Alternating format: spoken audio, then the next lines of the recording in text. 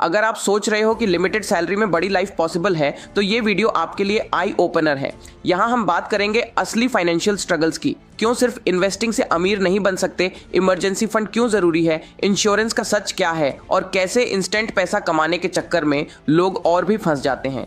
Credit card का over use, EMI और loan का ट्रैप, महंगाई का असली इम्पैक्ट, ये सब डिस्कस होगा बिना किसी शॉर्टकट के सपने दिखाए। मिडिल क्लास लाइफ में पैसा बचाना और फ्यूचर सिक्योर करना उतना सिंपल नहीं जितना दिखाया जाता है।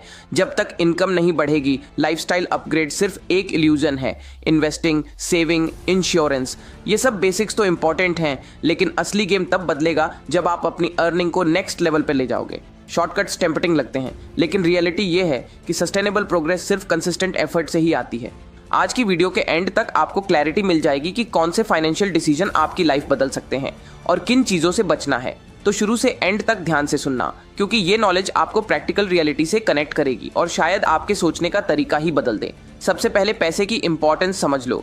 पैसा सब कुछ नहीं होता, लेकिन बिना पैसे के कुछ भी नहीं होता। हर महीने सैलरी आती है, लेकिन खत्म होने में देर नहीं लगती।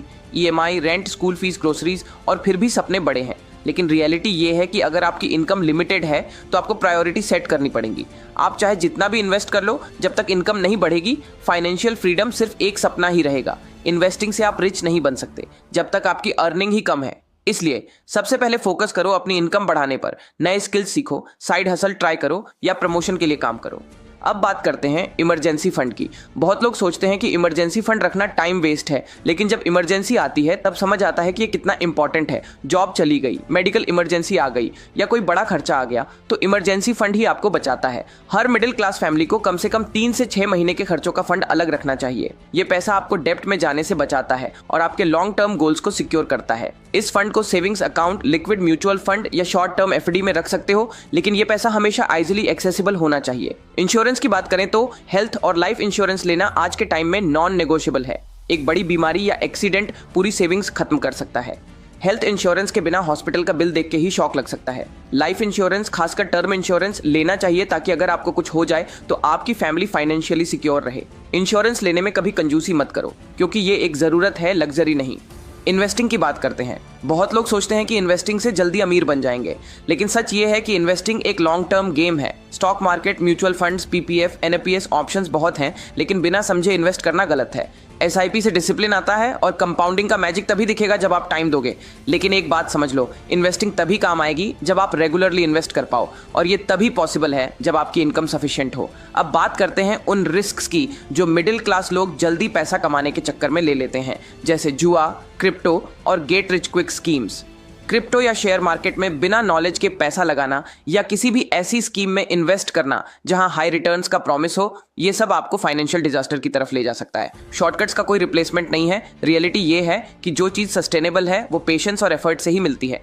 क्रेडिट कार्ड का ओवरयूज एक और बड़ी प्रॉब्लम है। लोग सोचते हैं कि क्रेडिट कार्ड से शॉपिंग कर लेंगे, बाद में देख लेंगे, लेकिन जब बिल आता है तो असली टेंशन शुरू होती है।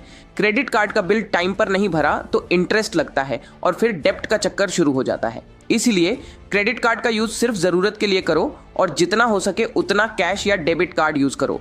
ईएमआई और लोन की लाइफ भी एक ट्रैप है। हर चीज ईएमआई पर ले लेना, चाहे फोन हो या कार। ये लगता तो इजी है, लेकिन हर महीने की सैलरी का बड़ा हिस्सा सिर्फ ईएमआई में चला जाता है। इससे सेविंग्स नहीं हो पाती और फाइनेंशियल स्ट्रेस बढ़ता रहता है। कोशिश करो कि सिर्फ जरूरत की चीजों के लिए ही लोन लो और ईएमआई का बर्डन कम रखो।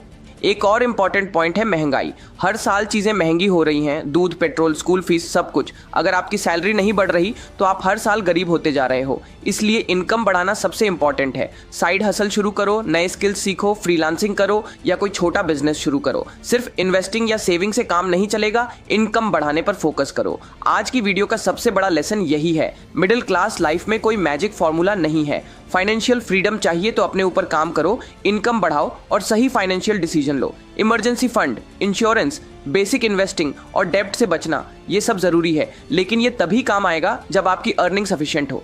अगर आपको लगता है कि इन्वेस्टिंग या सेविंग से आप रिच बन जाओगे तो ये एक इल्यूजन है। जब तक इनकम नहीं बढ़ेगी, लाइफस्टाइल अपग्रेड नहीं होगा।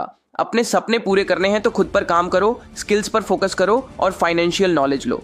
कोई भी स्कीम या शॉर्टकट दिखाए तो सोच समझ के ही डिसीजन लो। पैसा बनाने का रास्ता सिंपल है, कंसिस्टेंसी, पेशेंस और स्मार्ट प्लानिंग। इमरजेंसी फंड बनाओ, इंश्योरेंस लो, इन्वेस्टिंग की आदत डालो, लेकिन सबसे पहले अपनी इनकम बढ़ाओ। अगर वीडियो पसंद आई हो तो शेयर करो, कमेंट में अपनी फाइनेंशियल स्ट्रगल्स लिखो और चैनल को सब्सक्राइब करना मत भूलना। बाकी अगली कौन सी वीडियो देखना चाहते हो ये भी कमेंट करके ज़रूर बताना। मैं फिर मिलूंगा आपसे एक अगली इंटरेस्टिंग वीडियो के साथ।